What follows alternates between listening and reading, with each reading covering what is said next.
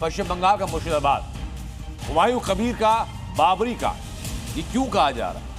क्योंकि बाबरी की बरसी और उसी दिन बंगाल में नई बाबरी की नींव। निलंबित टीएमसी विधायक हुमायूं कबीर ने मुर्शिदाबाद में मंच सजाया। भीड़ थोड़ी सी जुटी वहां पर, ईंटें आई, नारे लगे और ममता की पुलिस बस खड़ी हुई वहां देखती रही। उसके बाद सवाल है कि क्या ये एक धार्मिक शिलान्यास था?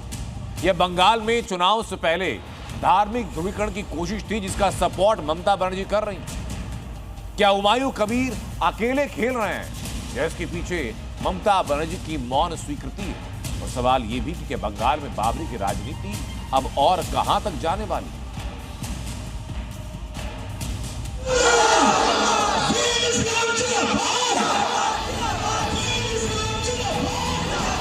मुर्शिदाबाद का पुलिस, स्टेट पुलिस सारे मुझे सपोर्ट दे रहा है। हुमायूं कबीर ने कहा नई बाबरी की नींव रखेंगे और मुर्शिदाबाद में बाबरी की नींव रखी गई। हुमायूं कबीर ने तारीख बताई और उसी दिन ममता बनर्जी पुलिस के सामने ही शिलान्यास किया गया। हुमायूं कबीर ने 2 लाख लोगों के जुटने का ऐलान किया और जहां बाबरी की नींव पड़ी भारी भीड़ जुटी। पश्चिम बंगाल के मुर्शिदाबाद जिले के बेलडांगा में टीएमसी से निलंबित विधायक हुमायूं कबीर ने अयोध्या की बाबरी मस्जिद की तर्ज पर बनने वाली मस्जिद की आधारशिला रखी। यानी बाबरी बरसी के दिन ही बंगाल में नई बाबरी की नींव रखी गई। हुमायूं कबीर ने मंच पर मौलवियों के साथ फीता काटा और आधारशिला रखने की औपचारिकता पूरी की। इस दौरान नारे तकबीर, अल्लाहू अकबर के नारे लगाए गए। कार्यक्रम में 2 लाख से ज्यादा लोगों की भीड़ जुटी और इस कार्यक्रम में बंगाल के कोने कोने से भाईजान पहुंचे। कोई अपने सर, कोई ट्रैक्टर ट्रॉली तो कोई रिक्शा और वैन से ईंट लेकर नई बाबरी के कार्यक्रम में पहुंचे। लेकिन इस बीच ममता बनर्जी पुलिस बस मूक दर्शक बनी नजर आई। ये यहाँ पर इस पर लिखा जाएगा तमाम जो चीज़ें हैं और ये इस तरीके का एक पिलर बनाया गया और किसी जगह पर वो शिलान्यास किया जाएगा। तो लगभग जो है तैयारी पूरी हो चुकी है बाबरी मस्जिद के शिलान्यास को लेकर के और लोगों का जो काफिला है वो यहाँ पर लोग पहुँच गए और प्रयास ऐसा लगा रहे थे, कह रहे थे हुमायूं कबीर की तकरीबन 2 लाख लोगों की आने की संभावना है। पुलिस ने, क्योंकि ये हाईवे है तो पुलिस ने अपनी सुरक्षा की तैयारी भी की है। सुंदरवन जिस तरीके से लोग आएंगे तो ट्रैफिक की बड़ी समस्या होगी यहाँ पर। सुरक्षा के लिहाज से कैमरे भी लगाए गए हैं और अभी तक हालांकि बैरिकेडिंग कहीं कोई नहीं दिख रही है, बिल्कुल रोड ओपन है, लेकिन पुलिस अपने तरीके से बिल्कुल मुस्तैद है। लेकिन सवाल है कि आखिर बंगाल में बाबरी को फिर से जिंदा क्यों किया जा रहा है? आखिर हुमायूं कबीर बाबरी बनवाने की जिद पर अड़े क्यों हैं? और सबसे बड़ा सवाल कि आखिर ममता बनर्जी बाबरी पर मौन क्यों है? ये सवाल इसलिए क्योंकि जब से हुमायूं कबीर ने बाबरी प्लान बनाया है तब से खुलकर टीएमसी ने इसका विरोध नहीं किया। लेकिन जब नई बाबरी पर बवाल बढ़ा तब जाकर हुमायूं कबीर को पार्टी से निलंबित तो कर दिया गया, लेकिन इसके बाद ममता सरकार मौन ही नजर आई। तो क्या माना जाए, हुमायूं कबीर कहीं टीएमसी के किसी हिडन एजेंडे को ही आगे तो नहीं बढ़ा रहे हैं? क्या नई बाबरी की नींव रखने के पीछे ममता बनर्जी की मौन स्वीकृति छिपी है या फिर ये पूरा मामला एक सोचा समझा सियासी ब्लूप्रिंट है? सबसे बड़ा सवाल, क्या बंगाल चुनाव से पहले अल्पसंख्यक वोटों की गोलबंदी के लिए हुमायूं बस एक मोहरा है और असली चाल कहीं और से चली जा रही है? क्या ये प्लांट ध्रुवीकरण है? क्या ये वोट बैंक का मास्टर स्ट्रोक है? और क्या आने वाले दिनों में बंगाल की राजनीति में राम बनाम बाबरी और धर्म बनाम सत्ता का नया फ्रेम तैयार किया जा रहा है? क्योंकि हुमायूं कबीर भी ये मान चुके हैं कि नई बाबरी की नींव डालने में ममता की पुलिस का पूरा साथ मिल रहा है। इधर बंगाल में बाबरी की नींव रखी गई तो सियासत भी गर्मा गई और यहाँ तक की चेतावनी दी जा रही है कि बंगाल में बीजेपी की सरकार आएगी तो बाबरी की एक सीट उखाड़ दी जाएगी। ये सब टीएमसी की नौटंकी है। बाबर के नाम पर एक भी ईंट रखी गई तो सरकार भाजपा की वहाँ आने वाली है, उस एक ईंट को उखाड़ करके फेंक दिया जाएगा। देखो, हुमायूं कबीर जो है उसका इतिहास समझो। वो भाजपा का एजेंट है, वो भाजपा का आदमी है, भाजपा से चुनाव लड़ा 19 के अंदर और वो जो काम कर रहा है वही कर रहा है जो भाजपा करती है। बाबर का बाप भी उमर शेख मिर्जा फिर से जो है वो अपने कब्र से निकल करके और बाबरी मस्जिद बनाने की हिमाकत और हिम्मत करेगा तो ज़मींदोज़ होगा। अब सवाल यह है कि आखिर बाबरी के नाम पर छिड़ी यह आक्रामक जंग कहां जाकर रुकेगी। हुमायूं ने एक ऐसे विवाद को जिंदा कर दिया है जिस पर आने वाले दिनों में घमासान और तेज हो सकता है। जी मीडिया के लिए मुर्शिदाबाद से परिवेश वात्स्यायन की रिपोर्ट। बाबरी पर हुमायूं कबीर का बयान आज बहुत खुश। ये बयान दिया हुमायूं कबीर ने। हुमायूं कबीर ने कहा कि बहुत लोग आए थे, दुबई से भी लोग पहुंचे थे, बहुत लोगों ने इसके लिए फंड भी दिया है, प्रशासन ने बहुत गलत किया, ये हुमायूं कबीर कह रहे हैं। हुमायूं कबीर ने कहा कि मैं बंगाल में 100 सीट जीत कर आऊंगा। पश्चिम बंगाल में विधानसभा चुनाव होने जा रहे हैं, उसके पहले ये ध्रुवीकरण का साफ संदेश हुमायूं कबीर ने दिया। मुर्शिदाबाद में बाबरी का शिलान्यास कर बाबरी मस्जिद का शिलान्यास जो हुमायूं कबीर लगातार कह रहे थे कि 6 दिसंबर को होगा, हो गया। मैं जरा सीधा उनसे समझता हूँ। दादा, हो गया शिलान्यास? देख लिया तो अब खुद, अब बार बार मुझे पूछिए जो क्या होगा, कितना आदमी आएगा, कौन लोग डायस में रहेगा, सब सारे तो आपको सामने है। दादा, लेकिन बहुत हार्ड सवाल इस पूरे घटनाक्रम को लेकर के मेरा आपसे है। आपने कहा दादा कि शिलान्यास होगा, आप जाएंगे जगह पर, ठीक, आप करेंगे, क्या हुआ? कुछ नहीं हुआ। सब कुछ हुआ। क्या मैं हुआ? वहाँ डायस से मैं बताइए ना, क्या हुआ? डायस में मैं फीते काट के वो कर दिया। वहाँ जो इतना आबादी वहाँ खड़ा है, मैं जाऊंगे कैसे? दादा, ये लोगों का आस्था जुड़ा हुआ था, क्या? लोगों का एक सिंपैथी जुड़ा हुआ था आपके साथ, हाँ। है ना? लोग आ रहे थे, लोग न जाने कितने दूर दूर से आए, हाँ। लेकिन दादा आप उस जगह नहीं गए। दादा, लोग ये कह रहे थे कि हुमायूं दादा यहाँ आएंगे, हुमायूं दादा वहाँ नहीं दिखे। मैं तो रैली का जगह ठीक किया, वहाँ तो वहाँ तो मेरा मौजूद था। वो लोग वहाँ ही खड़ा हो गया, इतना ईटा लेके चलाया, मटेरियल्स लेके चलाया। लोगों का देखिए कितना जुड़ाव था आपके साथ, है ना? लोग जुड़े थे, लोग, कोई बच्चे बूढ़े सब आ रहे हैं, लेके ईंट ले लेकर के आ रहे हैं, सीमेंट लेके आ रहा है, कोई आकर के डोनेशन कर रहा है। न जाने कितने लोगों ने डोनेशन किया। मैं बहुत खुश है, वो डोनेशन भी किया, ईटा भी दिया, सीमेंट भी दिया। इनको मुस्लिम लोगों का इमोशनल है, आवेग है, वो आवेग को वो दे दिया, उनको सुरक्षित रखूंगी। मेरा 2 महीना बाद मेरा जो प्लान बन चुकेगी, तो उसी टाइम सारे प्रोग्राम शुरू होगी। और जितना दिन मैं शुरू करेंगी, 50,000 आदमी को वहाँ खाना खिलाएंगी, लंच कराएगी, लंच के बाद वो काम शुरू होगा। एक तरफ हुमायूं कबीर ने पुलिस के सामने बाबरी मस्जिद की नींव रख दी, तो दूसरी तरफ समर्थन में आए लोगों के लिए मस्जिद के लिए कुछ भी करने को तैयार देखिए। इस नई मस्जिद के लिए लोग घर से सिर पर ईंटें रख के मुर्शिदाबाद पहुंचे। तस्वीरें जरा देखिए मेरे पीछे आप। इन तस्वीरों का फुल स्क्रीन हम ले पाए। चंदा इकट्ठा किया गया और देश भर में बाबरी का ऐलान किया गया। भाई विजुअल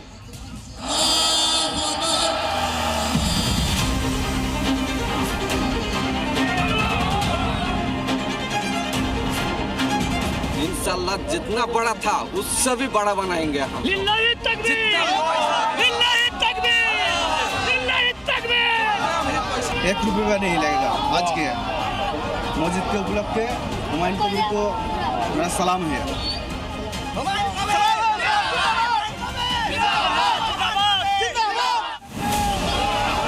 सुना आपने, देश में आज भी बाबरी सोच कितनी हावी है। नई बाबरी मस्जिद के नाम पर लोग कुछ भी करने को तैयार हैं। जो दिहाड़ी मजदूरी करके पैसा कमा रहा है, वो भी नई बाबरी मस्जिद के नाम पर चंदा दे रहा है। चाहे घर में 2 वक्त का खाना न हो, इतिहास को दोहराने की बात कर रहे हैं और घर से ईंट पत्थर लाकर बाबरी मस्जिद बनाने में जुटे हैं। पश्चिम बंगाल के मुर्शिदाबाद में टीएमसी से निलंबित विधायक हुमायूं कबीर के ऐलान पर लोगों का हुजूम उमड़ पड़ा। कार्यक्रम के लिए बंगाल के अलग अलग जिलों से लोग आए और मस्जिद के लिए कोई अपने सिर, कोई ट्रैक्टर ट्रॉली तो कोई रिक्शा और वैन से ईंट लेकर कार्यक्रम में पहुंचा था। कहाँ से ईंट लेकर के आ रहे हैं आप? तेगुर नाजिरपुर से।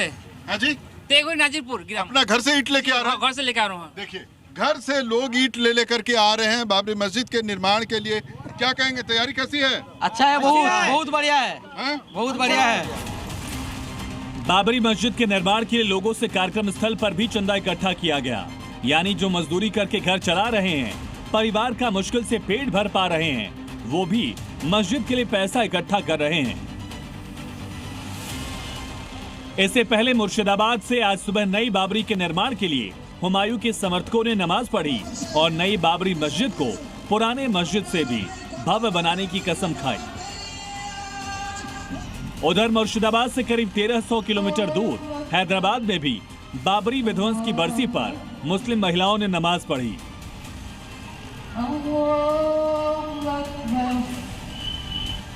उधर असुद्दीन ओवैसी का भी बाबरी प्रेम उमड़ पड़ा। उन्होंने कहा कि मुल्क सभी मजहबों को मानने वालों का है, जब तक दुनिया रहेगी बाबरी का जिक्र करते रहेंगे। इस बात को हमको समझना और याद रखना है कि 6 दिसंबर एक यौम सियाह है। 6 दिसंबर हमारे मुल्क के लिए एक सियाह दिन है। जिस तरह गांधी को जिस दिन मारा गया था वो यौम सियाह है। जिस दिन 6 दिसंबर 92 को मस्जिद को शहीद किया गया वो एक काला दिन था। जिस दिन इंदिरा गांधी के कत्ल के बाद दिल्ली के सड़कों पर सिखों का खून की होली खेली गई तो मुल्क के लिए काला दिन था। जिस वक्त 2002 में गुजरात और अहमदाबाद में फसादात हुए वो एक यौम सियाह था। तो ये ऐसी चीजें हैं जिसको हम कभी नहीं भूल सकते। फिलहाल धमकी और चेतावनी के बाद हुमायूं कबीर ने मस्जिद की नींव तो रख दी, लेकिन मस्जिद का काम पूरा हो पाएगा या नहीं, इस पर सस्पेंस है, क्योंकि संतों ने बंगाल कूच कर मस्जिद को गिराने का ऐलान कर दिया है। मुर्शिदाबाद से परिवेश वात्स्यायन के साथ ब्यूरो रिपोर्ट, जी मीडिया।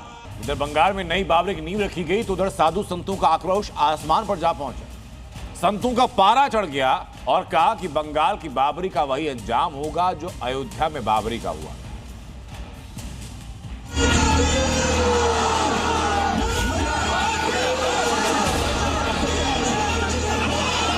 बाबर के नाम पर मस्जिद बनाने के लिए इसने कहा था, आज इसकी मैंने ऐसी तैसी कर दिया है।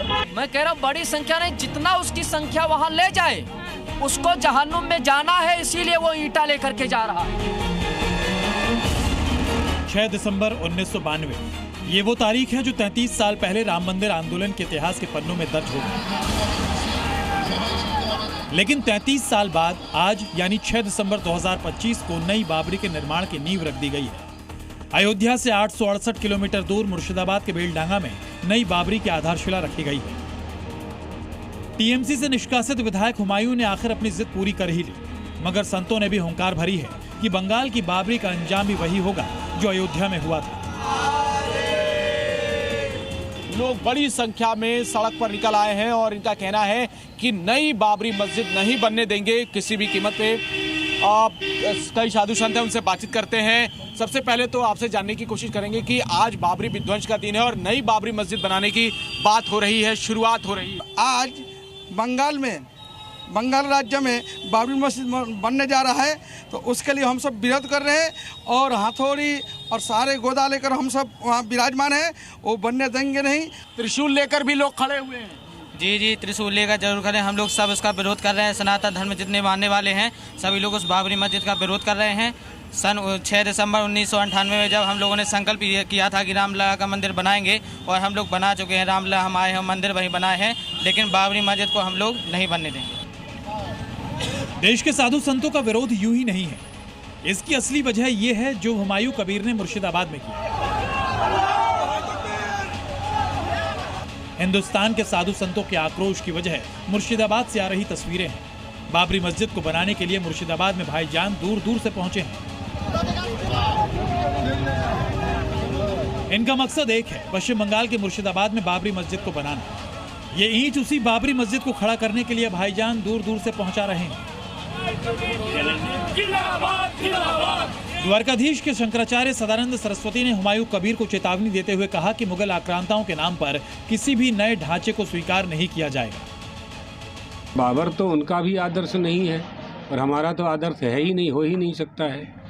तो ये भारत को तोड़ने की बातें हैं, षड्यंत्र की बातें हैं। नाम पर मस्जिद बनाने के लिए वहीं अयोध्या में तपस्वी छावनी के पीठाधीश्वर परमहंसाचार्य ने हुमायूं कबीर का पुतला जलाकर अपना विरोध जताया। अगर कोई भी किसी भी आक्रांता के नाम पर एक ईंट भी रखेगा तो उसको जिंदा नहीं छोड़ा जाएगा। शासन प्रशासन ऐसे लोगों पर ध्यान रखे, नहीं तो जनता राष्ट्र का अपमान बर्दाश्त नहीं करेगी। लेकिन अयोध्या से लेकर वाराणसी के साधु संतों ने बाबरी मस्जिद को बनने से रोकने के लिए मुर्शिदाबाद कूच करने का ऐलान कर दिया है। साधु संतों के साथ आम हिंदुओं का भी कहना है कि अगर फिर से बाबरी बनी तो इसका विध्वंस कर दिया जाएगा। पहुंचना शुरू कर दिए, उसको उसी मिट्टी में दफन करने का काम करूंगा। किसी भी जो बड़बड़ लुटेरे, आक्रमणकारी, बलात्कारी का अगर नाम लेगा तो उसको भी उसी मिट्टी में दफन कर दिया जाएगा। बाबरी मस्जिद को लेकर पश्चिम बंगाल में मुर्शिदाबाद में तो वहाँ पर लोगों ने ईंट लेकर ले जाना शुरू कर दिया है। कह रहे हैं कि मस्जिद बन के रहेगी। ये ममता बनर्जी की चाल है। हाँ। यूपी में होते तो परिंदे पर नहीं मार सकते थे। नई बाबरी को लेकर एक तरफ हुमायूं कबीर जैसे मजहबी जहर फैलाने, मुगल आक्रांता बाबर के नाम को महिमा मंडित करने वाले लोग हैं, वहीं दूसरी तरफ सनातन की फौज है जो हाथों में फावड़ा, गदा, त्रिशूल और तलवार लेकर बंगाल कूच को तैयार है।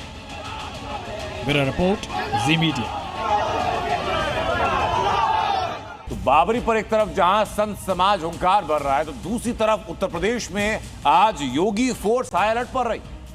ये गारंटी दी गई उत्तर प्रदेश में कि उत्तर प्रदेश में कोई चूक नहीं होगी। लिहाजा आज बाबरी की बरसी पर अयोध्या से काशी और काशी से मथुरा जी तक और मथुरा से लखनऊ तक सुरक्षा का ऐसा पहरा कि कोई कुछ सोच तक ना पाए।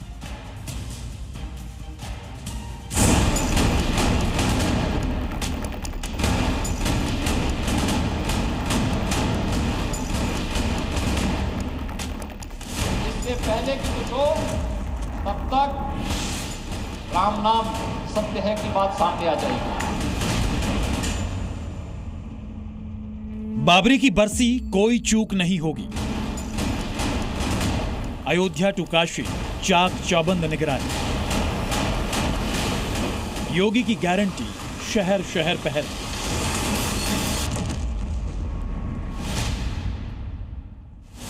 वो भाग नहीं पाएगा।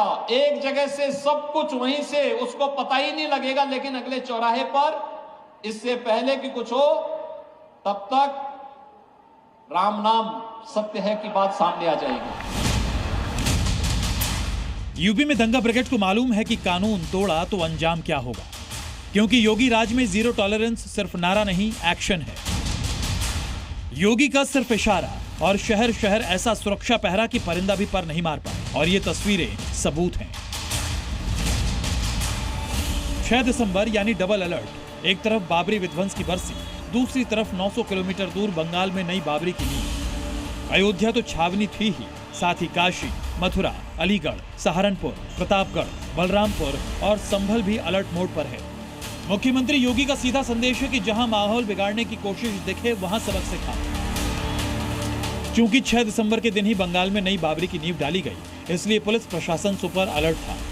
मस्जिदों के आसपास शांति न बिगड़ पाए, इसके लिए पैनी नजर रखी जा रही थी। अयोध्या में भी खास सतर्कता बरती जा रही थी।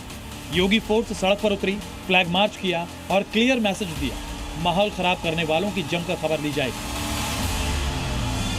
आज जो है अयोध्या की सिक्योरिटी को लेकर बड़ी संख्या में जो पुलिस बल है वो यहाँ पे तैनात किया गया है। सभी आने जाने वालों को यहाँ पे चेकिंग की जा रही है, और आप यहाँ पे देख पा रहे होंगे कि किस तरीके से यहाँ पर जो भी, यहाँ तक कि बाइक से लेके कार में जो भी सामान लेके आया जा रहा है उस सभी सामान की यहाँ पर चेकिंग जो है वो की जा रही है। 6 दिसंबर है आज, और भारी संख्या में जो पूरे अयोध्या को छावनी में तब्दील कर दिया गया है। बिना पास की गाड़ियों को अंदर जाने की अनुमति नहीं है। और साथ ही मैं आपको बताऊं, इस समय मैं लता चौक पे खड़ी हूं, और यहां से लगभग 500 मीटर की दूरी पर राम मंदिर स्थित है, और इसी मंदिर पर ड्रोन कैमरे से निगरानी की जा रही है। आप देख पा रहे होंगे कि पूरे अयोध्या को छावनी में तब्दील कर दिया गया है। मथुरा में Yogi force full on alert mode पर नजर आई। श्री कृष्ण जन्मस्थान परिसर में ईदगाह इलाके समेत शहर के सभी प्रमुख और भीड़भाड़ वाले इलाकों में पुलिस बल की तैनाती रही। यही नहीं, सुरक्षा व्यवस्था के तहत ड्रोन कैमरों से हवाई निगरानी, लगातार फुट पेट्रोलिंग और सीसीटीवी मॉनिटरिंग भी की गई। श्री कृष्ण जन्मभूमि के पास सटी शाही ईदगाह के पास अब मौजूद है और आप देखिए यहाँ पर जो सुरक्षा व्यवस्था है बिल्कुल अलर्ट मोड पर रखी गई है। आरआरएफ की यहाँ पर डिप्लॉयमेंट किया गया है। तमाम अधिकारी यहाँ पर नजर बनाए हुए हैं। तमाम पुलिस फोर्स आप देखते हैं सामने जो रास्ता है जो शाही ईदगाह की ओर जाने वाला है, यहाँ पर आने जाने वाले सब व्यक्ति पर पुलिस नजर रख रही है। हर व्यक्ति की ID कार्ड चेक किया जा रहा है। तमाम जो एजेंसियां हैं वो भी यहाँ पर लगी हुई हैं। LIU की टीमों को अलर्ट रखा गया है। IB की टीम यहाँ पर अलर्ट मोड पर। और सिर्फ शाही ईदगाह नहीं, श्री कृष्ण जन्मभूमि पर भी सुरक्षा व्यवस्था उतनी ही मुस्तैद है। जो लोग यहाँ पे आ रहे हैं, जो लोग दर्शनार्थी मंदिर की तरफ दर्शन करने के लिए जा रहे हैं, उनकी भी सघन चेकिंग की जा रही है। सीएम योगी ने पहले ही निर्देश दे दिए थे कि किसी भी तरह की अशांति को बर्दाश्त तो नहीं किया जाएगा। लिहाजा योगी की फोर्स ने मुस्तैदी दिखाते हुए संवेदनशील इलाकों को छावनी में तब्दील कर दिया था। बाबा की नगरी काशी में भी सुरक्षा के खास इंतजाम किए गए थे। बाबा विश्वनाथ की धाम की अगर बात करें तो यहाँ पर भी सुरक्षा के चाक चौबंद इंतजाम किए गए हैं। हथियार से लैस कमांडो की तैनाती तो है ही, सीआरपीएफ भी यहाँ पर तैनात है। इसके अलावा बाहर गेट पर जिस तरीके से श्रद्धालु यहाँ जाते हैं, उनकी चेकिंग के लिए भी यहाँ पर सुरक्षा कर्मियों की तैनाती की गई है। और इसके अलावा सादे वर्दी में भी पुलिस कर्मियों की तैनाती की गई है। LIU और IB को भी अलर्ट मोड पर रखा गया है। बनारस के सभी थानों की फोर्स को अलर्ट मोड पर रहने के निर्देश दिए गए हैं और चप्पे चप्पे की निगरानी CCTV कैमरे के जरिए कमांड सेंटर से हो रही है। यही नहीं, यूपी की राजधानी लखनऊ में भी योगी फोर्स की पूरी मुस्तैदी नजर आई। लखनऊ में भी तमाम चौराहों पर पुलिस का सुरक्षा घेरा चाक चौबंद नजर आया। इस वक्त लखनऊ में भी तमाम जगहों पर भारी सुरक्षा बल तैनात किया गया है। तमाम जगहों पर जो है बाकायदा इस वक्त पुलिस की जो टीम है वो सड़कों पर लगातार चेकिंग अभियान चला रही है। इसके साथ साथ आपको बता दें कि डाइवर्जन भी किए गए हैं और उत्तर प्रदेश में तमाम जगहों पर आज अलर्ट जो है उसको लेकर विशेष जो है सावधानी बरतने के निर्देश DGP मुख्यालय से जारी किए गए हैं। ऐसे में आप तस्वीरें सकते हैं कि इस वक्त लखनऊ में भी विशेष जो है बाकायदा तैयारियाँ जो हैं वो देखने को मिल रही हैं। योगी राज में 6 दिसंबर को शांति और सौहार्द का माहौल देखने को मिला। मुख्यमंत्री योगी आदित्यनाथ के नेतृत्व में प्रशासन की सख्ती और सुरक्षा एजेंसीज की मुस्तैदी की वजह से किसी भी अप्रिय घटना की खबर नहीं आई।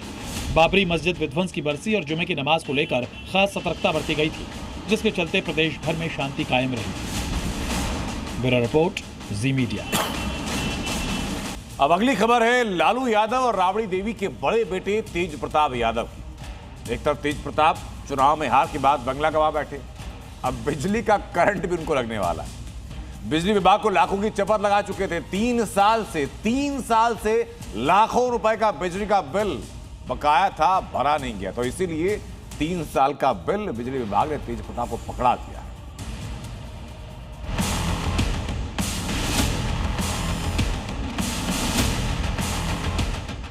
लालू के बड़े बेटे पर 3,56,000 का बकाया, तेज प्रताप ने नहीं भरा बिजली बिल। बिहार की राजनीति में दबदबा रखने वाले लालू यादव के बड़े बेटे तेज प्रताप यादव पर लाखों का बिजली बिल बकाया है। आम आदमी से 1,000-2,000 रुपए भी वक्त पर वसूलने वाला बिजली विभाग तेज प्रताप से लाखों के बकाया बिल की वसूली नहीं कर पाया है। हैरान करने वाली बात तो यह है कि सालों से बिजली बिल बकाया होने के बाद भी तेज प्रताप का कनेक्शन नहीं काटा गया है। दरअसल तेज प्रताप यादव ने 2022 के बाद से यह बिल नहीं भरा है। 3 साल से बिजली बिल बकाया है। बेउर के निजी आवास पर उनका मीटर चालू है, लेकिन अब तक कनेक्शन नहीं काटा गया है। बेउर के तेज प्रताप नगर में पूर्व विधायक तेज प्रताप का खुद का घर है। इसमें लगे बिजली कनेक्शन का कंज्यूमर खाता संख्या 101232456 है। इस कनेक्शन पर 2022 से नवंबर 2025 तक कोई बिल जमा नहीं किया गया है। 3 साल में बिजली बिल बकाया होने के बावजूद कनेक्शन नहीं काटा गया है। जानकारी के मुताबिक इस घर में तेज प्रताप का आना जाना लगा रहता है। हालांकि वो अपने सरकारी आवास में रहते हैं। तेज प्रताप यादव ने आखिरी बार अपना बिजली बिल 20 जुलाई 2022 में जमा किया था। विभाग के मुताबिक तेज प्रताप ने जुलाई 2022 में 1,04,799 रुपए जमा किए थे। इसके बाद आज तक बिजली का बिल जमा नहीं किया गया। ब्यूरो रिपोर्ट, जी मीडिया। ऐसे कई एयरपोर्ट्स हैं जहां इंडिगो की फ्लाइट रद्द होने से एयरपोर्ट पर भारी भीड़ है। सैकड़ों फ्लाइटें तो कैंसिल हो चुकी हैं या फिर उनको रीस्केड्यूल किया जा रहा है। देश के एयरपोर्ट पर हाहाकार। इंडिगो का सिस्टम ठप, हजारों यात्री फंसे। जहां देखो बस रोना, गुस्सा और इंतजार। देश भर के कई एयरपोर्ट से कमोबेश ऐसी ही तस्वीरें सामने आ रही हैं। कई शहरों में आज भी इंडिगो की फ्लाइट रद्द होने से यात्रियों को भारी मुश्किलों का सामना करना पड़ा है। कहीं चीख पुकार तो कहीं यात्रियों का रोना। इंडिगो के फ्लाइट संकट के चलते लोग अपनी यात्राएं पूरी नहीं कर पा रहे हैं, जिसके चलते यात्रियों में बेचैनी बढ़ी। कई एयरपोर्ट पर इंडिगो की फ्लाइट रद्द होने से एयरपोर्ट पर भारी भीड़ देखने को मिल रही है। सैकड़ों फ्लाइट्स या तो कैंसिल हैं या फिर रीशेड्यूल की गई। कई एयरपोर्ट तो रेलवे स्टेशन जैसे नजर आ रहे हैं। एयरपोर्ट्स पर यात्रियों की लंबी लाइनें देखने को मिल रही हैं। दिल्ली, मुंबई, बेंगलुरु, हैदराबाद, जम्मू, पटना, इंदौर, जयपुर, गोवा, परेशानी की ये फहरिस्त बहुत लंबी है। देश के हर एयरपोर्ट की यही कहानी है। हवाई चप्पल में हवाई यात्रा करने निकला कोई यात्री हो या फिर बिजनेस क्लास में सफर करने वाला कोई वीआईपी, सभी का इसी संकट से सामना हुआ। बीते 3 दिनों में 1700 से ज्यादा फ्लाइट्स रद्द हुए या रीशेड्यूल हुए और लाखों यात्री घंटों इस संकट का सामना करते रहे, जिसका जिम्मेदार है सिर्फ और सिर्फ इंडिगो। इस संकट को पैदा करने वाला सिर्फ और सिर्फ एक विलन है, इंडिगो। तस्वीरें और भी हैं जो इंडिगो संकट के हाहाकार की पूरी कहानी बयां कर रहा है। सोचिए जरा, ये बेटी अपने पिता के अस्थियों का विसर्जन नहीं कर पा रही है। इंडिगो क्राइसिस की वजह से बेंगलुरु में फंस गई। सर एक्चुअली मेरे डैड की अस्थियां है मेरे साथ और मुझे यहाँ बेंगलोर से सबसे पहले दिल्ली जाना है। दिल्ली से फ्लाइट लेना है देहरादून का। देहरादून से हम लोग हरिद्वार जाएंगे, विसर्जन करना है कल, बट इन्होंने सडनली फ्लाइट कैंसिल कर दिया। हमारे पास प्रायर नोटिफिकेशन कुछ भी नहीं भेजा इन लोगों ने एंड अभी हमें ये फोर्स कर रहे हैं कि अगर आप, हमारे पास कोई फ्लाइट्स नहीं है आज के लिए, अगर आपको चाहिए तो आप दूसरी फ्लाइट्स, दूसरी एयर इंडिया या कुछ और कीजिए। उनका फ्लाइट टिकट्स आज पर पर्सन 60,000 है, which I can not afford. IndiGo संकट से इनका भी हाल कुछ जुदा नहीं है। आंखों में आंसू और घर न पहुंच पाने की बेबसी। आगजनी की वजह से सपनों का घर स्वाहा हो चुका है, लेकिन दूर से ही अपनी बर्बादी पर रो रहे हैं। घर जल चुका है, ये देखिए I am giving the video. ये मेरा घर पूरा जल चुका है और I want to go to my home और इन्होंने इन्फॉर्म नहीं किया कि आपकी फ्लाइट कैंसिल है। ना कोई मैसेज आया ना कुछ आया ऐसे। ये देखिए मेरे घर में रात को आग लगी थी। ये देखिए दिस इज अ प्रूफ। अभी आपको इन्होंने कोई कुछ आपसे बात की है? और कोई बात नहीं हुई है, कोई मैसेज नहीं आया, कुछ नहीं आया है। Indigo is doing harassment with me. Cool पे the compensation for that.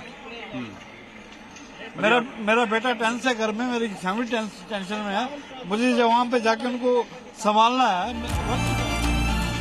Patna airport का हाल भी देख लीजिए। यहाँ भी यात्रियों के हिस्से में बेबसी और बेरुखी ही है। नीलेश पंसाल के रिश्तेदार की मौत हो गई, लेकिन बोर्डिंग होने के बाद फ्लाइट कैंसिल कर दिया गया और अब ये पटना में होटल में ठहरे हैं और टिकट के लिए पटना एयरपोर्ट के चक्कर लगा रहे हैं। ट्रेन का देहांत हुआ है, उसको लेके जाना है मुझे। कल 1:30 बजे से लेके मैं आज ये सफर कर रहा हूँ। ऑफिस के लिए आओ, हमारा खुद का घर नहीं है। आप जहाँ पे रह जाओ, होटल का नहीं दे रहे, एकोमोडेशन नहीं दे रहे, पैसे की प्रॉब्लम है ही नहीं। किसी मैनेजर से मैंने बात किया था, मैनेजर से बात करने के बाद उन्होंने मुझे कमिट किया था 1:15 बजे आपको जाना। कल जाना था मुझे। कल से आज तक सफर किया जा रहा है, होटल का पैसा हमारा जा रहा है। आज बोल रहे 3 दिन के लिए कोई ऑप्शन ही नहीं है। अच्छा, तो आपके सामान भी अंदर चले गए? सामान तो कल अंदर चला गया था। 5:30 बजे हमें हाथ में थमा दिया। फिर बोला जाता है कि कल के लिए दिया जाएगा आपको, लखनऊ से कनेक्टिंग फ्लाइट दी जाएगी, ये दी जाएगी, वो दी जाएगी। ऐसा सब कुछ चल रहा है। ये संकट खत्म करने में सरकार को हस्तक्षेप करना पड़ा। इंडिगो ने अपने स्टाफ एसोसिएशन से मदद की गुहार लगाई है, पर हालात अब तक सुधरते नहीं दिख रहे हैं। हालांकि इंडिगो ने इस महासंकट के बीच यात्रियों से माफी मांगी है। इस बीच दिल्ली एयरपोर्ट ने एडवाइजरी जारी करते हुए कहा कि इंडिगो की फ्लाइट सेवाएं अब स्थिर रूप से बहाल हो रही हैं।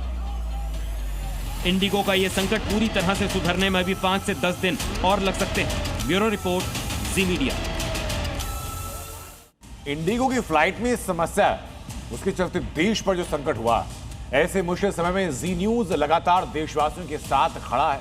इंडिगो के चलते यात्रियों पर खड़े हुए संकट को लेकर जी न्यूज पर लगातार कवरेज जारी है। इस मुश्किल समय में यात्रियों के लिए मुआवजे की मांग को लेकर जी न्यूज ने आवाज उठाई और उसी के चलते मुश्किलों में घिरे यात्री अब जी न्यूज का धन्यवाद भी कर रहे हैं। या आपके चैनल से न्यूज़ आने के बाद अभी इन लोगों को शायद कुछ हुआ है, तो अभी उनके जो मैनेजर है उनके साथ मेरे को बात हुआ। उन्होंने बोला कि सर हम लोग एकोमोडेशन आप आपके तरफ से कर लीजिए, हम इसका रिएम्बर्समेंट कर देंगे, बाकी टिकट का फुल रिफंड कर देंगे। ये रहा उनका स्क्रीन का मुझे जो पिक्चर दिया। Thank you. और इसी बीच एक और बड़ी खबर सामने है। इंडिगो संकट से जुड़ी हुई इंडिगो के अधिकारी को तलब किया गया है। नागरिक उड्डयन मंत्रालय ने इंडिगो के अधिकारियों को तलब किया है। हालांकि कुछ देर पहले टिकट्स पर, एयरलाइन टिकट्स पर कैपिंग लगाई गई थी। इंडिगो को लेकर कई एडवाइजरी भी जारी की गई थी और इसी बीच ये कहा जा रहा है कि नागरिक उड्डयन मंत्रालय ने इंडिगो के अधिकारियों को तलब किया है एयरपोर्ट पर हो रही बदहाली और बाकी कारणों को लेकर। और हमारे सहयोगी अमरीश पांडे हमारे साथ जुड़ चुके हैं फोन लाइन के जरिए। अमरीश, ये जो तलब किया गया है इसका संदर्भ क्या है? ये हो रही इरेगुलरिटीज या यात्रियों के साथ हो रही बदसलूकियां? देखिए, सुबह से हमने देखा सरकार ने कई तरह के एक्शन लिए थे। उसके बाद उस सारे एक्शन का रिम्बर्समेंट या फिर कहें तो रिवाइज करने के लिए इनको बुलाया गया और साथ में साथ जो कमेटी सरकार ने बनाई थी उसकी जांच किस तरीके से चल रही है, उसके सामने कौन आएगा और आगे का इनका प्लान क्या होगा ऑपरेशंस को नॉर्मलाइज करने में, ये सब कुछ जानने के लिए सरकार ने इनको तलब किया है। इनके दो बड़े अधिकारी जो कि HR से और मैनेजमेंट से संबंधित है, इनको अंदर बुलाया गया और ये बैठक लगभग आधे घंटे और चलने की उम्मीद है। उसके बाद ये कहा जा सकता है कि आखिर इनको कहा गया। लेकिन सरकार साफ तौर पर इस बात को लेकर आगे बढ़ रही है कि इंडिगो ने जो कुछ किया है वो जानबूझकर किया है और उस पर ये पेनल्टी एक्शन लेने की जरूरत है। लिहाजा हम ये देख सकते हैं अगले कुछ घंटों में या फिर कल तक DGCA की तरफ से कोई मॉनिटरी पेनल्टी भी इंडिगो पर लगाई जा सकती है, क्योंकि इंडिगो ने अपने बड़े साइज का फायदा उठाया है, अपने मोनोपोली का फायदा उठाते हुए सारा कुछ किया और जानबूझकर नियमों का पालन नहीं किया, इनकी अनदेखी की है। और यही वजह है कि सरकार अब एक्शन में है और जो एक्शन इंडिगो पर होगा और ज्यादा कड़ा हो सकता है, पेनल्टी लग सकती है और मैनेजमेंट पर भी कार्रवाई हो सकती है। शुक्रिया आपका हमसे जुड़ने के लिए। केंद्र सरकार ने फ्लाइट रेट भी तय कर दिए। 500 किलोमीटर तक का वक्त जो सफर है वो अधिकतम 7,500 रुपए चार्ज कर सकते हैं। 500 से 1000 किलोमीटर का सफर है उसके लिए अधिकतम 12,000 रुपए चार्ज किए जा सकते हैं। 1000 से 1500 किलोमीटर का सफर अधिकतम 15,000 रुपए और 1500 किलोमीटर से ज्यादा के लिए अधिकतम 18,000 रुपए चार्ज किए जा सकते हैं। ये हमने देखा था अभी कल ये चीजें सोशल मीडिया पर लगातार उठाई जा रही थी। जी न्यूज ने उठाया था कि इतना दिल्ली से लंदन का किराया नहीं है जितना रांची से दिल्ली लौट आने का किराया किया गया। मौके को भांपते हुए एयरलाइन कंपनी ने बेतहाशा रेट बढ़ाए थे। 80,000 रुपए तक डोमेस्टिक फ्लाइट का किराया कर दिया गया। लेकिन इंडिगो में दिक्कत क्या है, संकट क्या है और उसका असर कहां कितना पड़ रहा है, कौन से शहर से कितनी फ्लाइट रद्द हो चुकी है, जरा देखिए।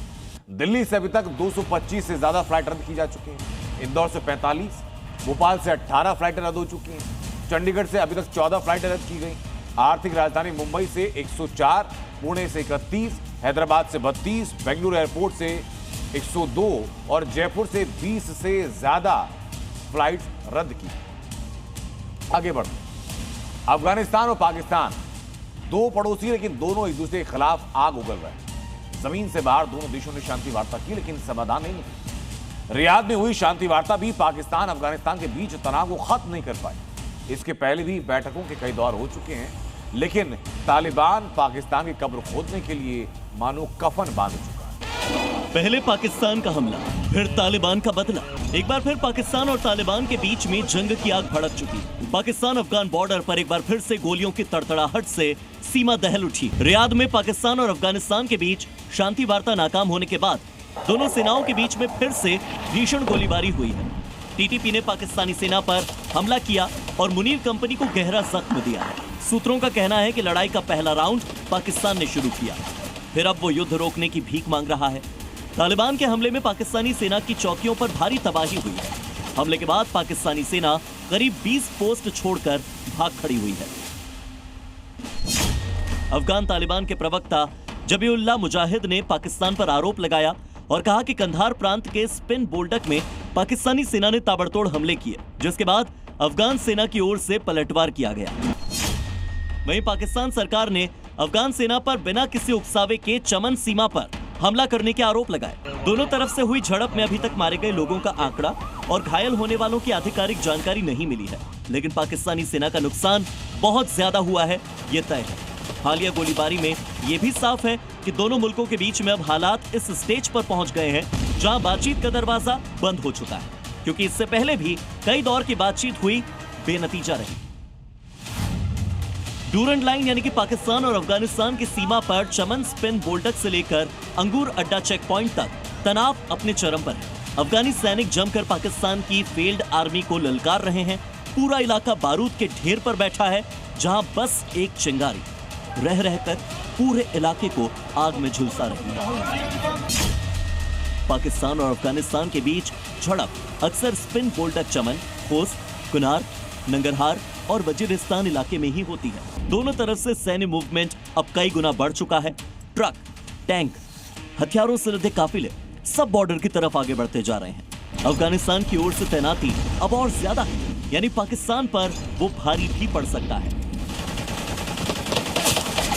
हालांकि पाकिस्तान ने भी अफगानिस्तान सीमा पर चौकसी बढ़ा दी है। गश्त के दौरान पाकिस्तानी सेना को अफगानिस्तान तालिबान की सुरंग मिली है, जिसमें हमास की सुरंग की तरह लड़ाकों के जाने का रास्ता बना है। साथ ही सुरंग में बल्ब लगे हैं, सुरंग में हथियार और विस्फोटक रखे हुए थे। सुरंग को पाकिस्तानी सेना ने अब सील कर दिया है। अब आपको यह भी बता दें कि दोनों देशों के बीच में कब कब सीमा पर झड़प हुई है। इससे पहले 9 से 11 अक्टूबर के बीच पाकिस्तानी हमले के बाद टीटीपी ने पलटवार किया। फिर 11 से 12 अक्टूबर टीटीपी ने कई पाकिस्तानी चौकियों पर कब्जा कर लिया। तालिबान का दावा है कि 50 से ज्यादा पाकिस्तानी सैनिक उस झड़प में ढेर हुए। इसके बाद 15 अक्टूबर को स्पिन बोल्डक में पाकिस्तान और अफगानिस्तान की सेना के बीच में झड़प हुई। बार बार होती झड़प के बाद मैसेज साफ है कि ईंट का जवाब पत्थर से दिया जा रहा है। एक तरफ पाकिस्तान हथियारों की लड़ाई में फिसड्डी साबित हो रहा है, अपना फेलियर छिपाने की कोशिशें कर रहा है, तो दूसरी तरफ अफगानिस्तान का युद्ध मोड ऑन हो चुका है। ब्यूरो रिपोर्ट, ज़ी मीडिया। उधर एक तस्वीर दिखाता हूं कर्नाटक की, जहां कॉलेज की ड्रेस पर संग्राम हुआ। कर्नाटक में हिजाब बनाम भगवा की तकरार फिर तेज हुई। कॉलेज में धार्मिक पहचान, यूनिफॉर्म के बीच खींचतान बढ़ी। प्रशासन नियमों के सहारे हालात संभालने की कोशिश में है, लेकिन नजर इस बात पर है कि कॉलेज का अंतिम फैसला क्या। कर्नाटक में हिजाब वर्सेस भगवा। हिजाब पर कर्नाटक में फिर बवाल। कर्नाटक जहां एक बार फिर हिजाब विवाद की तपिश बढ़ गई।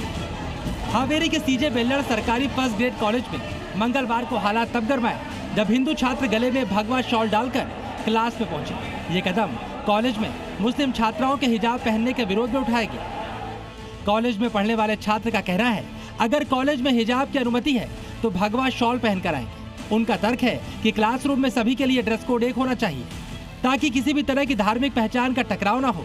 वहीं हिजाब पहनकर कॉलेज आने वाली छात्राओं के भी अपने तर्क हैं। उनका कहना है, हिजाब उनकी धार्मिक परंपरा और व्यक्तिगत पहचान का हिस्सा है। इसे किसी विवाद की तरह नहीं देखा जाए, क्योंकि हिजाब से क्लास में ना तो अनुशासन भंग होता है और न ही शिक्षा प्रभावित होती है। तनाव बढ़ता देख कॉलेज प्रशासन तुरंत हरकत में आया। प्रिंसिपल ने दोनों पक्षों से बातचीत की और माहौल शांत रखने की अपील की। साथ ही साफ कर दिया गया कि फैसला सरकारी नियमों और कॉलेज की नीति के अनुरूप होगा। कैंपस में किसी भी उकसावे या अशांति की इजाजत नहीं। ಹೌದು ಸರ್, ಆ ಹುಡುಗರು ಕೇಳಿದಾಗ ಅದನ್ನು ಹೇಳಿದ್ರು. ಬಟ್ ಯೂಶ್ವಲಿ ಏನಿದೆ ಅಂತಂದರೆ ಯಾವ ಹುಡುಗರಾದರೂ ಇಲ್ಲಿ ಈ ಕಾಲೇಜ್ವರೆಗೆ ಏನು ಬರ್ತಾರಲ್ಲ, ಬಂದ ಮೇಲೆ ಈವನ್ ಏನದು ಕಾಲೇಜ್ ಯೂನಿಫಾರ್ಮ್ನಲ್ಲೇ ಕಂಟಿನ್ಯೂ ಆಗ್ತಾರೆ ಕ್ಲಾಸಿಗೆಲ್ಲ ಕುಂದಿರ್ತಾರೆ. ಹಂಗೆ ಒಮ್ಮೊಮ್ಮೆ ಆಕಸ್ಮಿಕವಾಗಿ ಒಮ್ಮೊಮ್ಮೆ ಆ ಹುಡುಗರು ಯೂನಿಫಾರ್ಮ್ ಏನೋ ವ್ಯತ್ಯಾಸ ಆಗಿರ್ತೈತಿ, ಅಂಥವಕ್ಕೆ ಒಂದೊಂದು ದಿವಸ ಪರ್ಮಿಟ್ ಮಾಡ್ತಾ ಇದ್ದಾರೆ. कर्नाटक में ये विवाद कोई नया नहीं। पिछले कुछ सालों से कई स्कूल कॉलेजों में हिजाब को लेकर यही तनातनी दिखाई दी। मामला सिर्फ कपड़ों तक सीमित नहीं रहा, बल्कि युवाओं के बीच धार्मिक पहचान और समानता बनाम स्वतंत्रता की बहस को और तीखा कर रहा है। फिलहाल कॉलेज प्रशासन हालात पर नजर बनाए हुए है और कोशिश यही है कि शिक्षा का माहौल बिगड़े नहीं। लेकिन हिजाब और भगवा के बीच ये तनाव कर्नाटक में ड्रेस कोड की बहस को फिर से सुर्खियों में लाया है। ब्यूरो रिपोर्ट, ज़ी मीडिया। तो वहीं मिर्जापुर से हैरान करने वाला मामला सामने आया। यहाँ हिंदू लड़की के घर पर हमला किया गया। हमला करने वाले मुसलमान हैं। और क्या हुआ इस रिपोर्ट में आपको दिखाते हैं। कोई महिला सुरक्षा के साथ सेंध लगाने का दुस्साहस कर रहा है तो सख्ती से निपटने के भी आदेश दिए गए हैं। हिंदू बेटियों के दुश्मन, कट्टरपंथी हैवान की करतूत। यूपी के मिर्जापुर से बेहद हैरान और परेशान करने वाली खबर सामने आई है, जहां पर एक हिंदू लड़की को उसके ही घर में घुसकर लहूलुहान कर दिया गया। आरोपी मुसलमान है जो हिंदू लड़की से जबरन धर्म परिवर्तन कराकर शादी का दबाव बना रहा था। तो बहुत दिन से मैं हमारी बहन को परेशान कर रहा था, छेड़छाड़ कर रहा था, तो उसका धर्म परिवर्तन कराना चाहता था। तो आज उसी मैटर को लेकर जो भी मैटर हो हम लोग नहीं जानते, आज पता चला तो उसका उसने गला और हाथ ब्लेड से रेत दिया है। मोबाइल कैमरे से बनाया गया ये वीडियो महज कुछ सेकंड का है, लेकिन इसमें सारे सबूत मौजूद हैं। ये वीडियो उसी दरिंदगी का है। आरोपी ने पहले हिंदू लड़की के गले पर चाकू से वार किए, फिर चाकू से लड़की के हाथ की नस काट दी। आनन फानन में युवती को अस्पताल में भर्ती कराया गया, जहां पर हिंदू लड़की जिंदगी और मौत से जूझ रही है। वारदात को अंजाम देने के बाद आरोपी फरार है। पुलिस की टीमें आरोपी की तलाश में जुटी हैं। जगह जगह दबिश दी जा रही है। वहीं पुलिस ने मामले में अब तक 7 लोगों को हिरासत में लिया है। प्रारंभिक जानकारी से ज्ञात हुआ है कि पीड़िता और अभियुक्त 1 वर्ष से परिचित हैं। आज मित्रता में कटुता आने के कारण अभियुक्त द्वारा ये कृत्य किया गया है। पीड़िता के भाई से एक अभियुक्त के विरुद्ध तहरीर प्राप्त कर सुसंगत धाराओं में अभियोग पंजीकृत कर लिया गया है। विवेचनात्मक कार्रवाई प्रचलित है। योगी राज में जो अपराध की राह पर चलने की कोशिश कर रहा है, वो अपने पैरों पर चलने लायक नहीं रह जाता। योगी फोर्स की बुलेट ऐसे अपराधियों का इलाज करने में जरा भी देर नहीं लगाती। महिला सुरक्षा पर योगी ने सख्ती से निपटने के आदेश दिए हैं।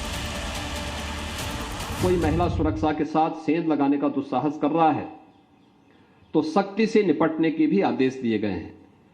बहुत अब तक हम लोग समय दे चुके हैं बहुत सारे लोगों को। कुछ लोग जो इस प्रकार के अपराध करने के अभ्यस्त हैं, उनके साथ सख्ती से निपटने की एक कार्रवाई प्रदेश भर में, और मैंने गृह विभाग से इस बारे में कहा कि हर थाना क्षेत्र की पूरी रिकॉर्ड आने चाहिए, किस थाना क्षेत्र में किस प्रकार की कार्रवाई हुई है। यूपी में महिला के खिलाफ अपराध को लेकर योगी सख्त हैं। ऐसे अपराधियों की खैर नहीं है। उनका एक ही इलाज है, बुलेट वाला। जिसने भी जुर्म किया है, एक न एक दिन उसका नंबर आएगा। योगी फोर्स उसका ऐसा इलाज करेगी कि बहन बेटियों पर नजरें डालने की हिमाकत नहीं कर पाएगा। और राजनीति में आज सिर्फ इतना ही।